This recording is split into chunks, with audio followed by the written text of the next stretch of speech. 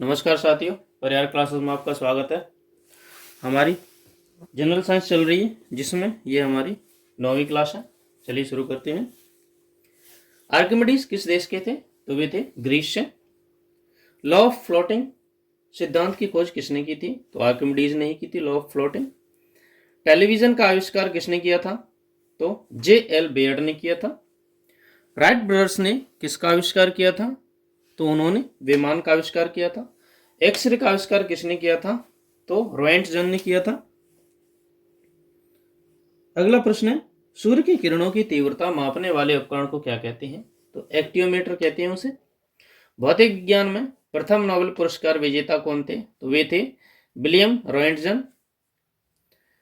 Einstein को Nobel पुरस्कार क्यों मिला था? तो प्रकाश विद्युत प्रभाव के क्वांटम सिद्धांत को प्रतिपादित करने के लिए उन्हें नोबेल पुरस्कार मिला था। क्वांटम सिद्धांत का प्रतिपादन किसने किया? वे थे मैक्स प्लैंक। डेसिबल का प्रयोग किसे मापने के लिए किया जाता है? तो ध्वनि की तीव्रता को मापने के लिए किया जाता है। दो वस्तुओं के मध्य कोणीय दूरी मापने के लिए कौन सा यंत्र प्रयुक्त होता है? तो वह है स्पेक्टेंट। वायुमंडलीय दबाव को मापने के लिए किस यंत्र का प्रयोग किया जाता है? बैरोमीटर का। मैनोमीटर का उपयोग किसके लिए किया जाता है? तो वह है दाब को मापने के लिए। इलेक्ट्रिक लैंप का आविष्कार किसने किया था? एडिसन ने इलेक्ट्रिक लैंप बनाई थी। नाविक दिक् सूचक में कितने बिंदु होते हैं? तो उसमें 32 यानी कि 32 बिंदु होते हैं। सौरमंडल की खोज किसने की थी? तो कोपरनिकस ने सौरमंडल की खोज की थी। प्रकाश के वेग को किससे मापा जाता है? तो रोमर के द्वारा मापा जाता है उसे। समुद्र की गहराई मापने के लिए कौन सा यंत्र यूज करते हैं? तो फेदोमीटर यूज करते हैं। पनडुब्बी में समुद्र की सतह के ऊपर की चीजें देखने के लिए कौन सा यंत्र यूज होता है? तो वो है पेरिस्कोप। हवा की गति किससे मापी जाती है? एनीमोमीटर से मापी जाती है। दो वस्तुओं के बीच कोणीय दूरी किससे मापी जाती है? सस्टक के द्वारा। ये हम देख चुके हैं, रिपीट हो गया है। रिमोट कंट्रोल का आविष्कार किसने किया था? तो निकोला टेस्ला ने किया था। दूर की चीजें किसकी सहायता से देखी जाती हैं? तो टेलीस्कोप की सहायता से देखी जाती हैं। परावैंगनी किरणों की खोज किसने की थी? तो जॉन विल्हम रिटर ने की थी। पृथ्वी सूर्य के चारों ओर घूमती है, इसकी खोज किसने की थी? तो कोपरनिकस ने की थी।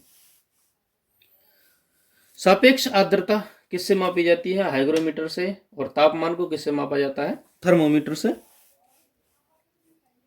वायु की आर्द्रता मापने का यंत्र कौन सा है? हाइग्रोमीटर। आइंस्टीन को नोबेल पुरस्कार क्यों मिला था? तो प्रकाश विद्युत प्रभाव के लिए।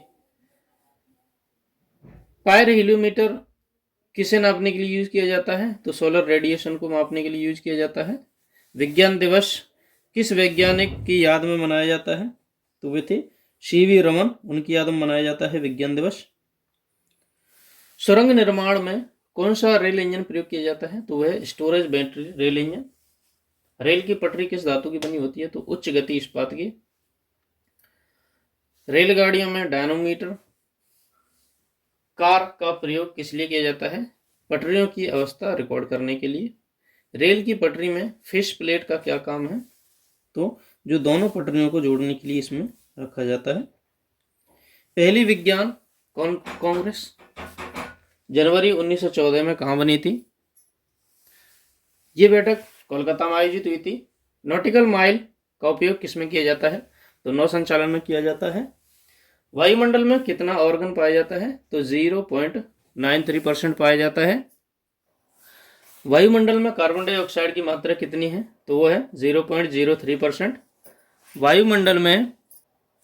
वायुमंडल की सबसे महत्वपूर्ण गैस कौन सी है? तो वह है कार्बन डाइऑक्साइड। ऑक्सीजन गैस वायुमंडल में कितने किलोमीटर तक पाई जाती है? तो वह है 64 किलोमीटर तक।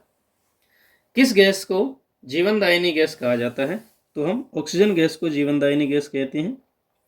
वायुमंडल में ऑक्सीजन की मात्रा कितनी परसेंट है? तो 20.99% है, लगभग 21% ऑक्सीजन पाई जाती है। कौन सी गैस के अभाव में हम ईंधन नहीं जला सकते हैं? तो ऑक्सीजन के अभाव में हम ईंधन को या आग नहीं जला सकते हैं। वायुमंडल में नियॉन गैस की मात्रा क्या है या कितनी मात्रा है? तो 0.0018% है नियॉन। हीलियम गैस की मात्रा कितनी है? तो 0.0005% है। ओजोन गैस की मात्रा कितनी है? तो 0.0000001% है। वायुमंडल में सबसे कम मात्रा में पाई जाने वाली गैस कौन सी है? तो वह है ओजोन। सूर्य की परावैंगनी किरणों को अवशोषित करने वाली गैस को क्या कहते हैं? तो ओजोन गैस है, जो कि सूर्य की परावैंगनी किरणों को अवशोषित करती है। पृथ्वी सतह से 20 से 50 किलोमीटर की ऊंचाई के बीच में कौन सी गैस पाई जाती है? तो वो है ओजोन गैस। किन गैसों की वजह से ओजोन की परत को क्षति पहुंच रही है? तो वे हैं नाइट्रोजन ऑक्साइड एवं क्लोरोफ्लोरोकार्बन CFC। वायुमंडल की सबसे निचली परत क्या कहलाती है? तो उसे कहते हैं क्षोभमंडल। विषुवत रेखा पर क्षोभमंडल की ऊंचाई कितनी है? तो लगभग 16 किलोमीटर ऊंचाई है। ध्रुवों पर क्षोभमंडल की ऊंचाई कितनी है? तो लगभग 8 किलोमीटर है। क्षोभमंडल में कितने मीटर की ऊंचाई के बाद 10 सेंटीग्रेड तापमान की कमी आती है? तो प्रत्येक 10 नहीं है, ये 1 डिग्री सेंटीग्रेड है, ये डिग्री है, 10 नहीं है, 1 डिग्री सेंटीग्रेड है। प्रत्येक 165 मीटर के बाद 1 डिग्री सेंटीग्रेड की कमी आती है। ऋतु तथा मौसम संबंधी घटनाएं कहां पर होती हैं? तो वे सभी क्षोभमंडल में होती हैं। क्षोभमंडल को और किस नाम से जाना जाता है? तो उसे संवहन मंडल भी कहते हैं। वायुमंडल की किस परत में हवाएं चला करती हैं या हवा चलती हैं? तो क्षोभमंडल में ही चलती हैं। वायुमंडल में 97% भाग कितने किलोमीटर की ऊंचाई तक पाया जाता है? तो लगभग 29 किलोमीटर के अंदर अंदर पूरा वायुमंडल लगभग पाया जाता है।